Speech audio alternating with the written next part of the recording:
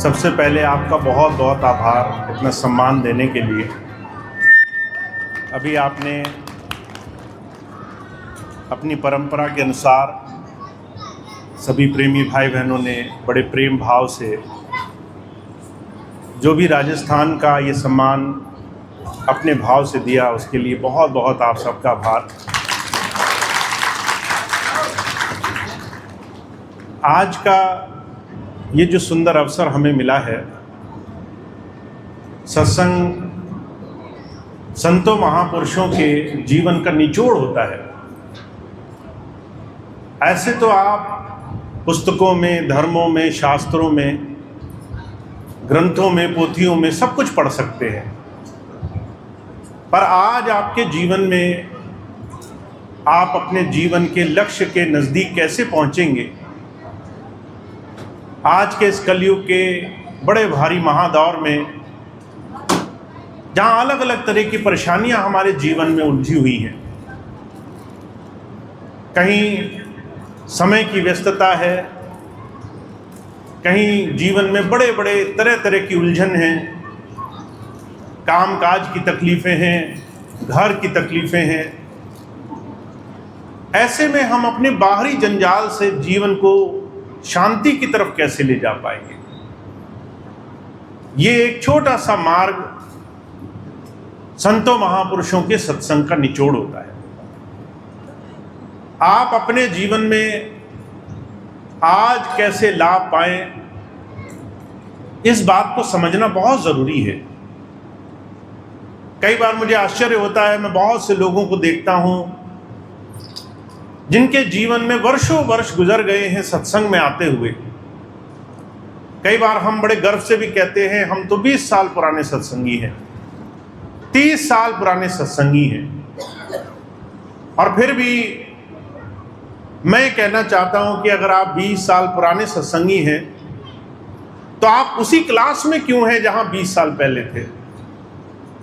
अगर आप अपने बच्चों को स्कूल भेजें और वो 20 साल से एक ही क्लास में रहें तो आपको क्या खुशी होगी।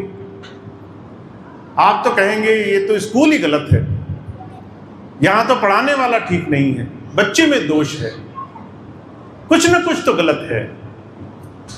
अगर कोई इंसान एक ही जगह लगा रह जाए, उससे आगे ना बढ़े, कोई विकास ना हो, उन्नति ना हो, जीवन में बदलाव ना आए, तो उसके लिए वाहवाही नहीं दी जाती। पर फिर भी हम क्योंकि एक बहुत बड़ी भूल का हिस्सा बन गए हैं, इसलिए हमने आज के समय में सत्संग को कुछ और समझा हुआ है। गुरुवाणी इस बात को बड़े अलग तरीके से कहती है, का मत कोई भ्रम भूले संसार, गुरु बिन कोई न उतरस पार। तुम्हें अपने जीवन में गुरु की आवश्यकता है, पर गुरु का मतलब ये नहीं है कि तुम्हें गुरु जी से मिलना है, उन्हें देखना है, उनके चरण स्पर्श करने हैं, उनसे लेन देन का व्यवहार रखना है। ये गुरु से मिलने की बात नहीं की गई है। गुरु से कैसे मिलना है कि आप अपने जीवन में जहां रुके हुए हो उस बात का कुछ हल जानने की कोशिश करो। और हल चमत्कार के रूप में भी नहीं आएगा।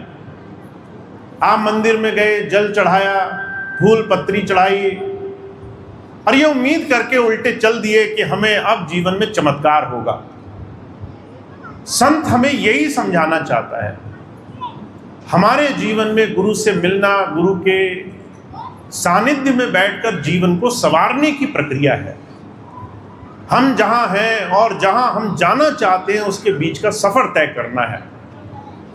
अगर आज हम किसी ऐसी जगह फंसे हुए हैं जहां से जीवन में बड़ा दुख नजर आ रहा है, या तो संसार की चिंताओं में है, कर्म बड़े भारी हैं, लेना देना नहीं छूट रहा है, जिसे देखो संसार में वो हमसे कुछ न कुछ अपेक्षा लगा के बैठा है, कहीं न कहीं हम संसार के इतने बड़े भारी कर्जे में फंसे हुए हैं और हम चाहते हैं हमारा जीवन बदल जाए, तो ये कैसे होगा, ये हमें गुरु से जानना पड़ेगा।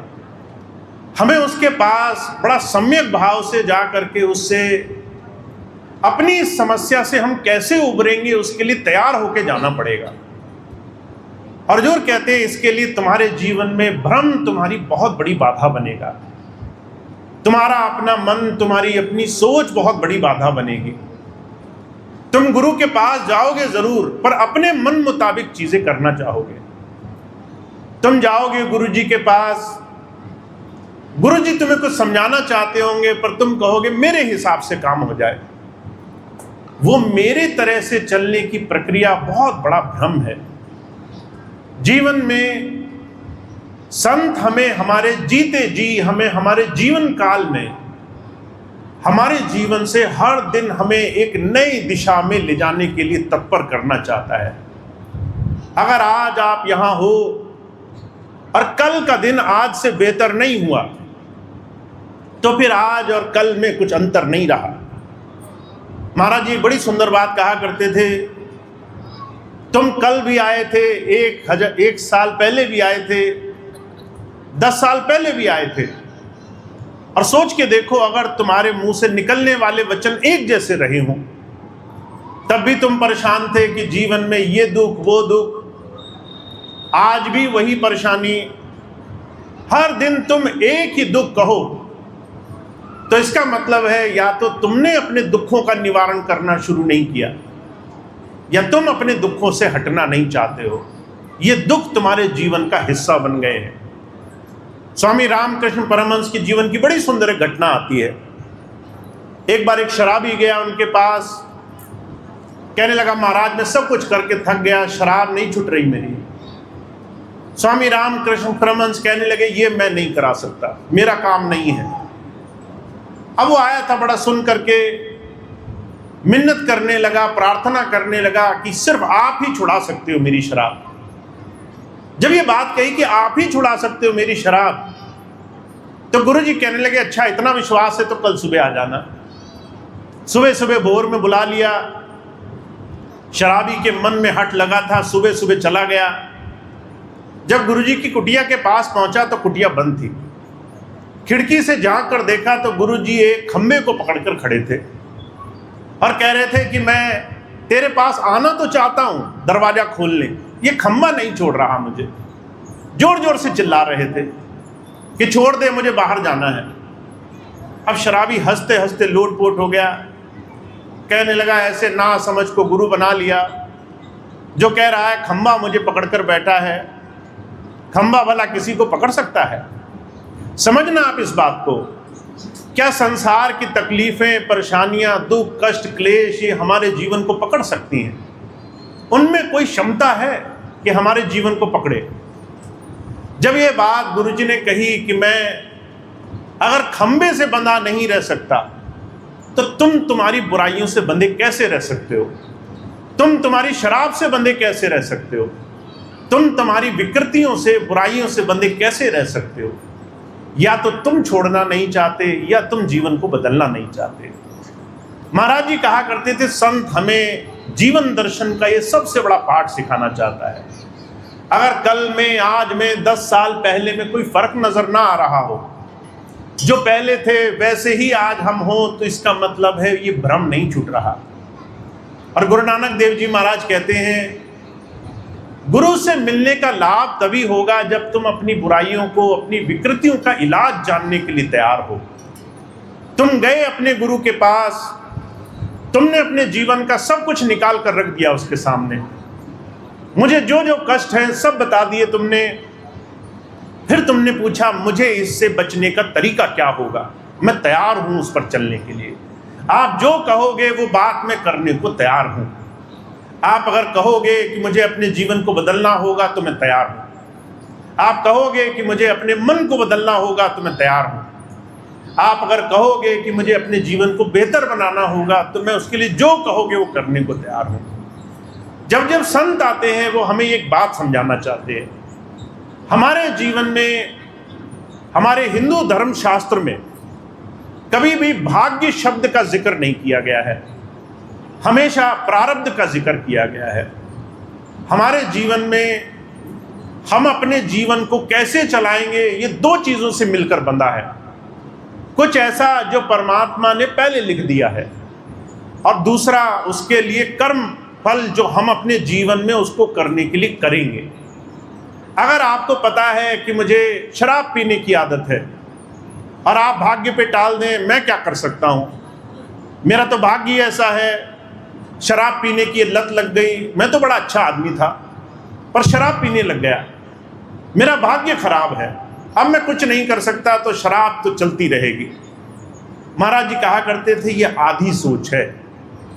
तुमने ये मान लिया कि जीवन में जो हुआ वो तुम्हारे बस में नहीं था, पर अब तुम चेत गए, होश में आ गए, तुम्हें समझ में लग गया कि जो तुम कर रहे हो उससे तुम्हें दुख मिल रहा है। अब तुम्हें अपने जीवन में उससे बचने के लिए कुछ कर्म करना होगा, कुछ ऐसे काम करने पड़ेंगे जो एक एक कदम तुम्हें तुम्हारी बुराइयों से बचाएं। आज के समय में, इस कलयुग में, जितना भी संसार आप देखते हो सिर्फ भाग्य को मानता है। हर एक इंसान अपनी विकृतियों को संभाल लेता है, अपनी बुराइयों को, अपनी कमियों को, अपनी तकलीफों को बचा कर रखता है, कभी उससे छूटने के लिए कर्म नहीं करना चाहता। और जब जब संत आए उन्होंने कहा तुम्हारे जीवन में कर्म ही तुम्हारे दुखों से छूटने का रास्ता होगा। कर्म प्रधान विश्व रचि राखा, जो जस कीन तास फल चाखा। कर्म प्रधान था, इसीलिए तुम्हें संसार में इस जन्म में आना पड़ गया। अगर तुम्हारे कर्म प्रधान नहीं होते तो तुम सुख दुख में नहीं आते। अगर कर्म प्रधान नहीं होता तो तुम्हारे जीवन में जो तुम्हें मिल रहा है वो नहीं मिल रहा होता। ये तुम्हारे ही कर्म है, कभी तुमने किया तो तुम्हें अपने जीवन में इस चीज का भोग भोगना पड़ा। हुजूर कहा करते थे, धृतराष्ट्र अंधा था, एक दिन कहने लगा मुझे 100 जन्मों की याद है, मैंने कोई बुरा काम नहीं किया फिर भी मैं अंधा हो गया। मैंने अपने जीवन में 100 बच्चे खो दिए, मेरे जीवन में जो हुआ ये परमात्मा ने मेरे ऊपर अत्याचार किया। मुझे तो 100 जन्मों की याद है, मैंने कोई बुरा काम नहीं किया था। जब ये बात कही तो भगवान कृष्ण ने उन्हें थोड़ा सांत्वना देने के लिए थोड़ी सी मदद की उनकी, और 100 जन्मों से और पीछे देखने के लिए उन्हें थोड़ी सी उभार शक्ति दी, अनुभव दिया। धृतराष्ट्र ने 105 जन्म पहले देखा, 100 जन्म तो देख सकता था और 5 जन्म पीछे देख पाया। जब उसने देखा 105 जन्म पहले वो एक राजा था, वो जंगल में शिकार करने गया, अंधेरे में 2 चमकती हुई चीजें देखी। उसने सोचा ये तो हिरन होगा, उसने तीर निकाला और जो है चमकती हुई चीजों में तीर डाल दिया। वो कोई ऋषि थे, साधना कर रहे थे, उनको जब कष्ट हुआ तो मन से, अंदर से निकला कि जिसने ये मेरे साथ दुराचार किया वो भी अंधा होगा। धृतराष्ट्र को अंधा बनना पड़ा 105 जन्म के बाद। हुजूर कहा करते थे तुम नहीं जानते तुम्हारा कौन सा कर्म तुम्हारे जन्म में तुम्हारे कब सामने आ जाएगा, तुम कब क्या कर रहे हो वो कब तुम्हारे सामने तुम्हें भोगना पड़ जाएगा। तुमने आज किसी को, किसी अच्छाई, किसी बुराई, किसी लेन देन के कारण, संसार में किसी से फायदा लेने के कारण कुछ भी किया, तुम्हें नहीं मालूम तुम्हारे जीवन में किया हुआ कौन सा कर्म तुम्हारे सामने आ जाएगा। पर कहते ये कर्म ही है जो तुम्हें तुम्हारे जीवन में भोगने के लिए, जीवन में मनुष्य जीवन का एक अवसर मिलता है कि तुम इन्हें काट लो, इन्हें पूरा कर लो, पर साथ साथ तुम्हें ये मौका दिया गया, ये अवसर दिया गया कि तुम सोचो कि तुम्हारे जीवन में जो हो रहा है अगर वो अच्छा नहीं हो रहा तो उसे कैसे बदला जा सकता है। अगर तुम दुख में हो, परेशानी में हो, तकलीफ में हो, अगर बाहर के संसार के बंधनों में हो तो तुम्हें इस बंधन से छूटने के लिए क्या करना पड़ेगा। हुजूर कहा करते थे इस रास्ते को, इस मार्ग को हमारे जीवन में चेतना से, इस साधना के पथ पर चलाने को संत हमारे जीवन में आते हैं। हुजूर कहा करते थे भक्ति ऐसे नहीं होती, भक्ति सिर्फ भगवान का नाम लेने से नहीं होती। अगर आप भगवान का नाम लेने लगो तो हुजूर कहा करते थे संसार में भगवान का नाम लेने वालों की कमी नहीं होगी। आप तरह तरह से चारों तरफ देखो, लोग तरह तरह से भगवान का नाम ले रहे हैं, कभी राम कह रहे हैं, कभी श्याम कह रहे हैं, कभी शिव कह रहे हैं, कभी किसी और देवी देवता का नाम बोल रहे हैं। कई लोग तो ऐसे हैं जो नाम का ही रटन करते हैं और एक ऐसी अवस्था आ जाती है कि उनकी शरीर की स्थिति से अलग उनके नाम के जाप चलता रहता है। अभी पिछले दिनों मैं एक ऐसे भाई से मिला जिन्होंने माला फेरने का नियम बनाया। माला फेरना जानते हैं ना आप? हाथ में माला ली, एक एक मनके के साथ नाम पढ़ना शुरू किया। अभ्यास इतना पक्का हो गया कि अगर वो आपके सामने बैठे तो भी मुंह से होठ बुदबुदाते रहते थे, अंदर नाम चलता रहता था। पर उसके बाद भी, नाम चलने के बाद भी मन की गति नाम से सिर्फ ज़बानी शब्दों से काबू नहीं आती। मन से हर एक वो काम होता है जो संसार में आपके मनोयोग विकृति विकार से आपको जोड़ता है। अगर मन में किसी की बुराई करने का भाव आ गया, सामने वाले को गाली देने का भाव बन गया, सामने वाले की बुराई देखने का भाव बन गया, तो ज़बान से रटा हुआ नाम भी काम नहीं आएगा। इसलिए हुजूर एक बात कह रहे हैं, इस बात का ध्यान रखना, जीवन में सिर्फ परमात्मा का बाहरी नाम रटना काफ़ी नहीं है। हमारे जीवन में नाम रटना काफ़ी होता तो सारी संसार, सारी सृष्टि नाम रट रही है। नाम रटने से काम नहीं चलता। संत तुम्हें जीते जी तुम्हारे जीवन में इस नाम से जोड़ने के लिए आता है। तुम्हें अपने जीवन में हर एक वो काम जो तुम्हें तुम्हारे जीवन में अंतर उस प्रभु से जोड़ दे, उसके लिए अपने जीवन को बदलना ज़रूरी होगा। आप महापुरुषों के, भक्तों के जीवन को देखो। मीराबाई ने जब नाम लिया तो उसने नाम सिर्फ ज़बान से नहीं लिया था। अभी कोई एक भाई मीराबाई का शब्द पढ़ रहे थे। अगर महापुरुषों के शब्द भी आप दोबारा पढ़ो तो आपको पता चलेगा वो सिर्फ शब्द पढ़ नहीं रहे हैं, वो जो है मिन्नत कर रहे हैं, वो करुण पुकार कर रहे हैं। वो कहते हैं, सदगुरु पैया लागू नाम लखाए दीजो रे। वो अपने जीवन से, अपने आप से, अपने जीवन के सारे अस्तित्व से प्रार्थना करने में लगे हुए हैं कि हे प्रभु, मेरे पास संसार की किसी भी चीज़ से मेरा कुछ काम नहीं बन रहा, संसार मेरे किसी काम नहीं आ रहा, न रिश्ते नातेदार मेरे काम आ रहे, न धन मेरे काम आ रहा, न रुपया पैसा, न संपत्ति।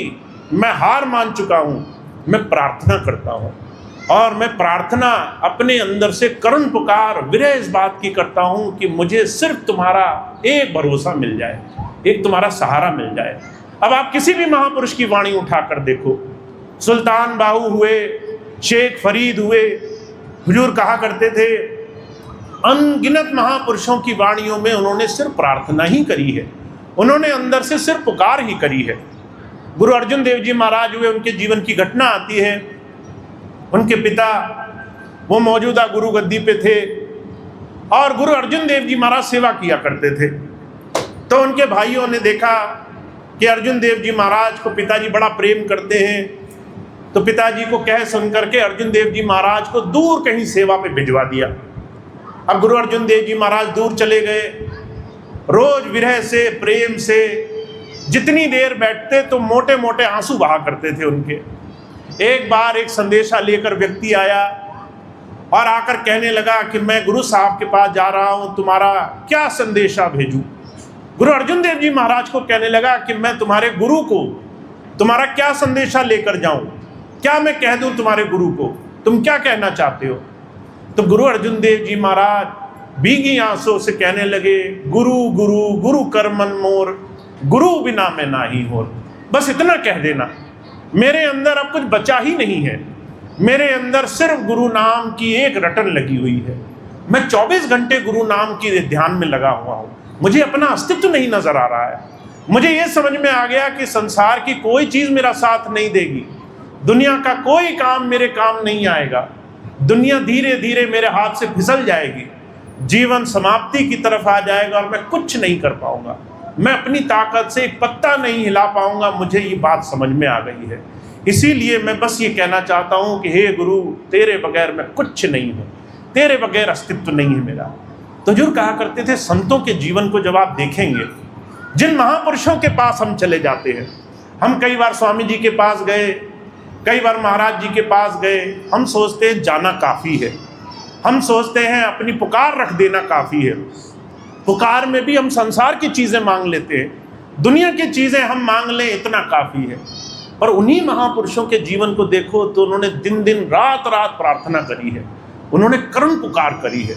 जब प्रार्थना करी है तो आंखों से उन्होंने प्रार्थना करी है। हुजूर कहा करते थे, ऐसा प्रेम गुरु हमारे और आपके अंदर जगाना चाहता है। आपके जीवन में आपको गुरु शब्द, देह, बाहरी स्वरूप, सिर्फ बाहरी जामा ना दिखाई दे, आपको गुरु आपका प्रेम का स्वरूप दिखाई दे। आप जब उसकी याद करो तो सिर्फ प्रार्थना निकले अंदर से, सिर्फ अंदर से करुण पुकार निकले, सिर्फ अंदर से उससे कुछ पाने की चाह निकले। और इसीलिए मैं सिर्फ एक ही बात कहता हूँ। अभी कुछ दिन पहले एक भाई आए मेरे पास, कहने लगे भैया जी नाम दे दो। मैंने कहा तुम बेईमानी करोगे, नाम दूंगा तुम्हें। तो कहने लगे कैसी बेईमानी? मैंने कहा 5 मिनट आंखें बंद करके बैठोगे और जो तुम्हारे दिल में आएगा मांगने लगोगे। 5 मिनट बैठोगे कि गुरुजी मैंने तुम्हें 5 मिनट दिए, तुम्हारे लिए 5 मिनट निकाले, और उसमें भी अपने लिए मांगने में लग जाओगे कि घर दो, पैसा दो, दौलत दो, बच्चे ठीक करो। तुम 5 मिनट नहीं दे पा रहे हो गुरु को, बिना अपने बारे में सोचे। तुम 5 मिनट नहीं दे पा रहे हो उसकी याद में लगा करके। तुम 5 मिनट अपने आप को उसके ऊपर नहीं छोड़ पा रहे हो। जब तुम ऐसे स्वार्थ को सामने रखकर उसे याद करते हो तो गुरु को ठगा नहीं जा सकता है। हुजूर कहा करते थे, गुरबाणी भरी पड़ी है बाणियों से कि संत को, महापुरुष को, ईश्वर को कोई ठग नहीं सकता है। हम सोचते हैं हम भगवान से ठगी कर लेंगे, हम जाते हैं उसकी याद में, हम उसके लिए फूल पत्ती, बेल पत्र, नारियल, तरह तरह की बाहरी चीज़ें लेकर जाते हैं और कहते हैं हे प्रभु ये 10 रुपये का सामान तुम्हारा, और बड़े बड़े खजाने हमें मिल जाएं, ऐसी हमारी उपलब्धि हो, ऐसा हमारा काम बने। मैं भी आपको छोटी सी घटना बताता हूँ, आंखों देखी घटना। मुझे लखनऊ में एक बहन जी मिली, आकर कहने लगी भैया जी मैं जो है सिविल सर्विस की तैयारी कर रही हूँ, सरकारी नौकरी मिल जाएगी मुझे तो जो है मेरे घर में बहुत सबको समृद्धि मिलेगी। तो मैंने कहा इसमें क्या तकलीफ़ है? कहने लगी कई एग्ज़ाम दे चुकी, पास नहीं हो पा रही हूँ। तो कहने लगी मुझे बस आपसे यही प्रार्थना करनी है कि आप मेरा ये एग्ज़ाम क्लियर करा दो। यहाँ तक तो ठीक था। फिर कहने लगी मैं पहले महीने की तनख्वाह आपको दूंगी।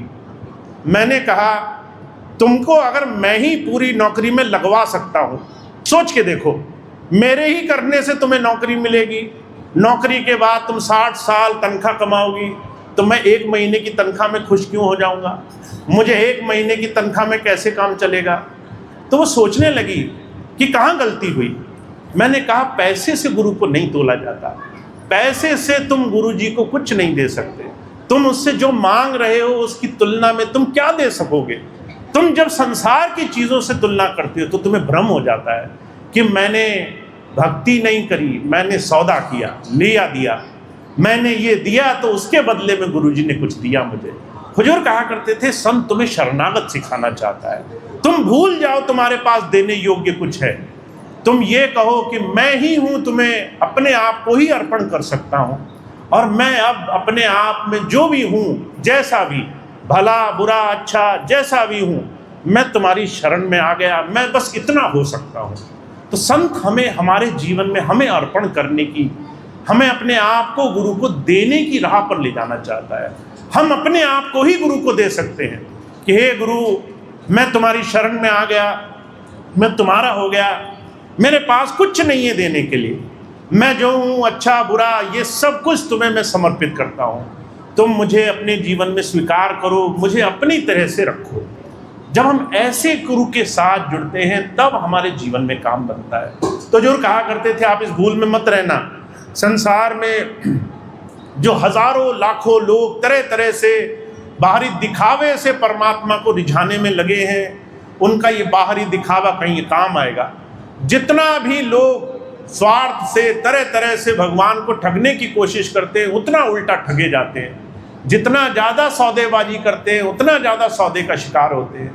जितना ज़्यादा परमात्मा को पैसे से तौलते हैं उतना ज़्यादा वो तौले जाते हैं। आप हमेशा भक्ति से, प्रेम से उस प्रभु को पाने की कोशिश करना।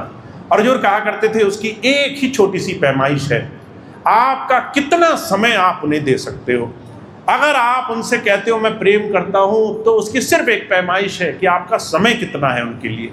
महाराज जी एक बड़ा सुंदर सा उदाहरण फरमाया करते थे, आप अपने बच्चों से प्रेम करते हो, आपके घर में छोटा बच्चा हो जाए और आप कहो कि मुझे इस बच्चे से बड़ा प्रेम हो गया है, तो वो प्रेम कैसे नापा जाएगा? कि आप उस बच्चे के साथ कितना समय गुजारते हो। अगर आप उस बच्चे को दूर से देखो, पास भी ना जाओ, कहो ना मेरे पास उठाने की फुर्सत है, न खेलने की फुर्सत है, न इस बच्चे का कोई काम करने की फुर्सत है, पर प्रेम में बहुत करता हूँ, तो कोई आपकी बात मानेगा नहीं। लोग कहेंगे ये तो ज़बानी खर्च है, सिर्फ ज़बान से बोल रही है, प्रेम कर रहे हैं, पर जो है जब तुम उसको समय ही नहीं दे सकते तो प्रेम कैसा। हुजूर कहा करते थे प्रेम की एक ही परिभाषा है, प्रेम बराबर समय खर्च करो। कितना तुम समय खर्च करोगे जिससे तुम्हें प्रेम है, जिसके साथ तुम्हारा प्रेम है। अगर हम कहते हैं हमारा प्रभु से प्रेम है, तो कितना समय दिया, हिसाब लगाओ, दिन में कितना समय दिया। अगर तुम्हारे पास 5 मिनट समय दिया तो अपने आप से झूठ मत बोलो कि बहुत प्रेम करते हैं, फिर तुम छोटा प्रेम करते हो, कम प्रेम करते हो। मैं ये नहीं कहता करते नहीं हो, पर बस 5 मिनट बराबर करते हो। तुम्हारा 10 मिनट किसी और में प्रेम है, तुम्हारा 1 घंटा किसी और में प्रेम है, तुम्हारा 23 घंटा किसी और में प्रेम लगा है। तुम्हें नींद से ज़्यादा प्रेम है, तुम्हें खाने पीने से ज़्यादा प्रेम है, तुम्हें कपड़ों से ज़्यादा प्रेम है, तुम्हें दुनिया की वस्तुओं से ज़्यादा प्रेम है, पर तुम्हें अपने मालिक से, उस प्रभु से, उस सद्गुरु से सिर्फ 5 मिनट का प्रेम है। हो सकता है वो 5 मिनट का भी पूरा ना हो। तो संत सिर्फ हमें अपने जीवन में थोड़ा सा अस्तित्व के नज़दीक ले जाना चाहता है कि झूठ बोलने से तुम्हारा उद्धार नहीं होगा। अपने आप से झूठ बोलना बंद करना पड़ेगा। हमें अपने आप से सच बोलना शुरू करना पड़ेगा कि हम प्रेम करते हैं, इसमें कोई दो राय नहीं है, हम प्रेम नहीं करते, पर हमारा प्रेम बस 5 मिनट वाला प्रेम है, हमारा प्रेम बस लेन देन वाला प्रेम है। सच बोलो, और जब आप सच बोलोगे तो आपको जीवन में उस प्रभु से जुड़ने का भाव पैदा होगा। आपको इस समझ में आएगा कि जिससे हम सब कुछ पाना चाहते हैं उसको हम देना कुछ नहीं चाहते, उसको हम अपने जीवन से कुछ भी देने को तैयार नहीं है। और जब हमारा ऐसा भाव बनेगा तभी वो प्रभु राजी होगा। जब संत की जब महापुरुषों की, जब हम प्रभु प्राप्ति योगियों की बात करते हैं तो हम ऐसे महापुरुषों की बात करते हैं जिन्होंने अपना जीवन दिया है, जिन्होंने अपना सर्वस्व दिया है। कबीर साहब ने कहा है कि कबीरा हर की झोपड़ी गल कटियन के पास, कहा जिन्होंने अपने जीवन में उस प्रभु की याद में जीवन गुजारा है, कहा जिन्होंने उसकी याद से अपना जीवन गुजारा है, वो अपने जीवन में सारी चीज़ें उस प्रभु की याद में जोड़ने को तैयार हो जाती हैं। तो हमें और आपको एक छोटा सा भाव समझना है, जितने भी लोगों ने संसार में प्रभु के लिए प्रेम जगाया है, और यहाँ आप सबको गिन लो, इसमें जो तीर्थ कर रहा है, जो मंदिर जा रहा है, जो तरह तरह से उपवास कर रहा है, जो तरह तरह से उस परमात्मा का नाम ले रहा है, या फिर हम जो गुरु भाव से जुड़े हैं, हर एक वो व्यक्ति जो उस प्रभु को कैसे भी याद कर रहा है, वो कितना समय दे रहा है, कितना उन्हें मन से अंतर से प्रेम कर रहा है, इससे जुड़ने की स्थिति का पता चलेगा। तो आप बहुत भाग्यशाली हैं, जीवन में आपको गुरु के सानिध्य में बैठकर जीवन को निखारने का अवसर मिला है। इस बात से कभी दुख मत मनाना कि तुमने जो किया वो अभी कम किया। इस बात का मन में भाव रखना कि अभी हम जो नहीं किया वो कर सकते हैं, जो अभी तक नहीं किया उसको करने की चेतावनी हमें मिल चुकी है, जो हमें समय मिला है उसको सही से गुजार सकते हैं। जो पहले छूट गया, पर जो आगे चाहिए उसको करने के लिए हमें रास्ता है, अभी हम उसको कर सकते हैं। हमारा एक एक दिन हम संवार सकते हैं, और बहुत ज़्यादा सोचने की आवश्यकता नहीं है। बस इतना सोचो, आज का जो आधे दिन का समय हमें बचेगा उसमें हम कितनी याद गुजार पाएंगे। सत्संग खत्म होगा और सत्संग से लेकर रात सोने तक जो आधा दिन बचेगा उतना कितना संभाल पाएंगे। बस आधा दिन संभालना है आज का। आधे दिन में अगर तुमने याद पूरी जोर पे रखी, ध्यान बना कर रखा, तो तुम ये दिन जीत गए आज का। कल फिर से कोशिश करनी है। हर रोज़ अगर थोड़ा थोड़ा गुरु से प्रेम बनाते चले, थोड़ा उनकी याद बनाते चले, थोड़ा उनकी तरफ ध्यान रखा, थोड़ा ईमानदारी रखी कि हम जो उसको समय देते हैं उसमें बेईमानी नहीं होनी चाहिए, उसमें पूरे प्रेम भाव से उसकी याद होनी चाहिए, तो आप गुरु से दूर नहीं हैं। गुरु की नज़दीकी, उसका सानिध्य, उसका प्रेम आपको जीते जी महसूस होने लग जाएगा। आप जो भी मुझसे बात कहते हैं कि मेरा भजन नहीं बनता, मेरा ध्यान नहीं बनता, मैं रुका हुआ हूँ, मैं आगे नहीं बढ़ पा रहा, वो सारी चीज़ें इस छोटे से भाव से आपके जीवन में बनने लग जाएंगी। तो आपको इससे ज़्यादा मैं क्या बता सकता हूँ कि आपको अपने जीवन को, अपने हर दिन को थोड़ा बहुत ईमानदारी से देखना पड़ेगा। अगर कल का दिन और आज का दिन एक जैसा है, इसका मतलब कुछ बदला नहीं है। कल से आज का दिन बेहतर गुजरा, हमने जो भी किया उससे ज़्यादा याद आई, ज़्यादा प्रेम जुड़ा, ज़्यादा ध्यान रहा, ज़्यादा शरणागत हुए, तो हमने आज का दिन कल से बेहतर गुजार लिया, कल से बेहतर हमारे जीवन की अवस्था हो गई।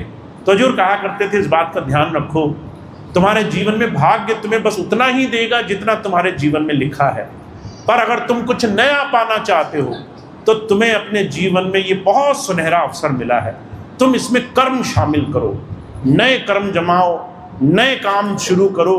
अगर तुम चाहते हो खूब भजन बने तो थोड़ा सा समय ज़्यादा निकालो, 5 मिनट से थोड़ा सा ज़्यादा समय निकालो जिसमें उसकी याद सच्चे दिल से बन सके, थोड़ा सा ज़्यादा उसे समय दो, थोड़ा प्रेम उसकी तरफ ज़्यादा रखो, थोड़ा पुकार और प्रार्थना पक्की रखो।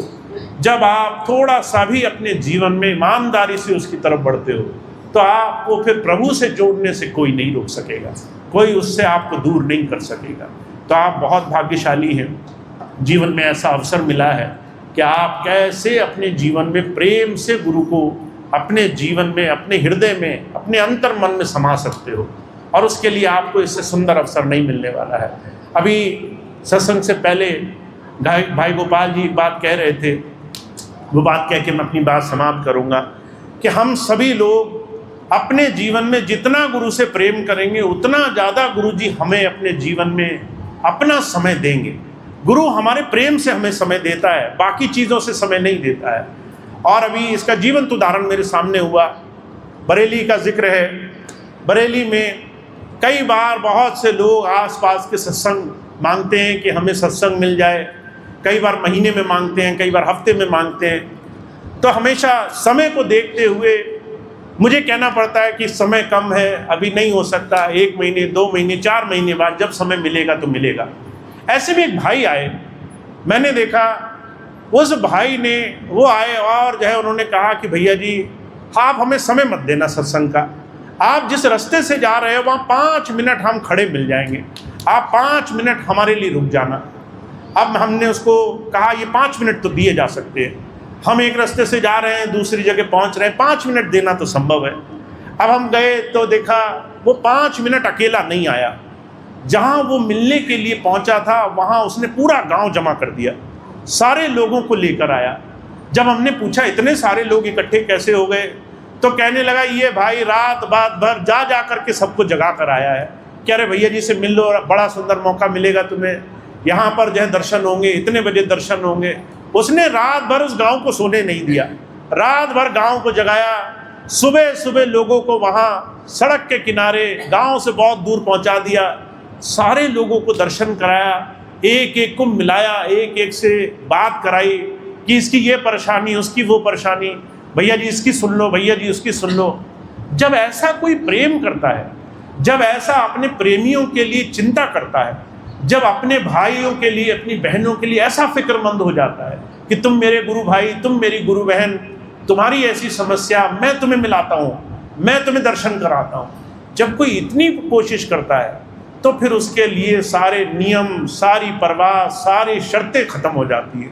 और आपको आश्चर्य होगा, जहाँ लोगों को साल साल भर समय नहीं मिला सत्संग का, वो भाई ऐसा भाई निकला जो 1 महीने में 2-2 सत्संग करा कर ले गया, 2-2 बार वो अपने गांव, क्षेत्र, कस्बों में लोगों के यहाँ ले गया, जो ऐसी ऐसी जगह ले गया जहाँ पर आप कल्पना नहीं कर सकते। एक छोटी सी घटना और सुनाता हूँ मैं उसकी। हमने उससे कहा कि भाई हम जब रास्ते से जाएंगे तो 1-2 ही घर हो पाएंगे। तो उसने सुबह 5 बजे का हमारा समय था जाने का, उसने 5 बजे गांव में सारे सत्संगी भाई बहनों को उठा करके रखा, सारे भाइयों को कहा भैया जी ऐसे तुम्हारे यहाँ नहीं आएंगे, तुम्हें अपने घर की सफाई करनी पड़ेगी, तुम्हें अपने घर को सुंदर बनाना पड़ेगा। उसने रात भर कोशिश कराई ताकि लोग इस भाव को समझ सकें कि आखिर में गुरु की याद से जुड़ना क्या होता है। मैं सिर्फ ये बात आपको इसलिए बता रहा हूँ, एक तरफ हम भी हैं जो कई बार इस बात को बड़ा आसानी से ले जाते हैं कि प्रभु की याद कितना साधारण हो सकती है, कितना आम बात होगी कि हम उस परमात्मा को याद करें। एक तरफ वो भी हैं जो कहते हैं कि परमात्मा की याद भर आ जाना जीवन में कितनी बड़ी चीज़ होगी, कितनी कीमती चीज होगी कि उसके बाद सोना, खाना, पीना, सुख सुविधाएं सब बेकार है, सारी चीजें किनारे रख करके लोग दूसरों के लिए सेवा कर रहे हैं। तो आप जिस दिन प्रेम से अपने जीवन में अपने लिए, अपने प्रेमियों के लिए, अपने गुरु भाइयों बहनों की, उनकी भलाई के लिए जीवन में थोड़ा सा भी तत्पर हो जाओगे, उस दिन आपकी एक छोटी सी भी, हुजूर कहा करते थे, तो जो है स्वामी शिवदयाल सिंह जी महाराज ने कहा है, जब जब चोट पड़ी दुखन की, तब तब डर डर भजन की यारी, देखो दया मेहर सतगुरु की, उसी भजन को मान लिया रही। कि हमारे जीवन में हमें जब कष्ट हुआ, परेशानी हुई, तकलीफ हुई, हमने तब उस परमात्मा को याद किया, और परमात्मा की दया देखो, गुरु की कृपा देखो, उसने जो है उसको भी भजन में जोड़ लिया कि तुम तो तकलीफ में थे तब याद किया, वो कहता है चलो याद किया, ये भी भजन में जोड़ लेते हैं, ये भी तुम्हारा भजन मान लेते हैं, तुमने भजन किया होगा। तो जो कहा करते थे, गुरु इतना दयाल होता है, वो प्रभु इतना दयाल होता है, जो हमारे भूले बिसरे, हमारे छोटे छोटे प्रयास भी गिन लेता है। हम अगर थोड़ा सा भी प्रयास करें उसकी तरफ, तो वो उसको खाली नहीं जाने देता। तो आप और हम बहुत भाग्यशाली हैं, जीवन में बहुत कुछ करने का मौका मिला है, पर इसको नीरसता से मत गुजारो, इसको उदासीनता से, इसको ढीले होकर मत गुजारो, क्योंकि समय आपके हाथ से निकल जाएगा। आप सिर्फ शिकायत करते रह जाएंगे, आप सिर्फ ये बहाने बनाते रह जाएंगे, हम क्या करें, हम बहुत दुखी थे, परेशान थे, तकलीफ में थे, हमने ये नहीं किया, वो नहीं किया, और आपके हाथ से सुनहरा अवसर आपके हाथ से निकल जाएगा। आप सिर्फ देखते रह जाएंगे कि आपके जीवन के आगे से सारी वो कृपा ऐसे ही निकल गई और आप सिर्फ किसी बहाने में रह गए। तो हमारे जीवन में ऐसा सुंदर गुरु की कृपा को पाने का मौका मिला है, पर उसके लिए सिर्फ एक ही तरीका है, खुद के लिए भी करो, साथ साथ उसके लिए भी करो जिसके अंदर गुरु प्रेम बसा है, जिसके अंदर उस प्रभु की याद जमी हुई है, उसके लिए भी जीवन में प्रयास करते रहो। तो ऐसा सुंदर रास्ता है स्वामी जी का, आप बस थोड़ा सा उसमें समय दें, थोड़ा सा उसमें ध्यान लगाएं, थोड़ा सा अपने प्रेम और आस्था जगाएं, जिससे आपके जीवन में गुरु की याद आपके जीवन को पलटने का काम करने लग जाए। तो इतनी बात कह के मैं अपनी बात समाप्त करूंगा। आज का सत्संग कार्यक्रम समाप्त होगा। आप सभी भाई बहनों का बहुत बहुत धन्यवाद, आपने इतना सुंदर कार्यक्रम रखा, इतनी सुंदर व्यवस्थाओं का हिस्सा बने, खूब खूब सेवाओं में अपना सहयोग दिया।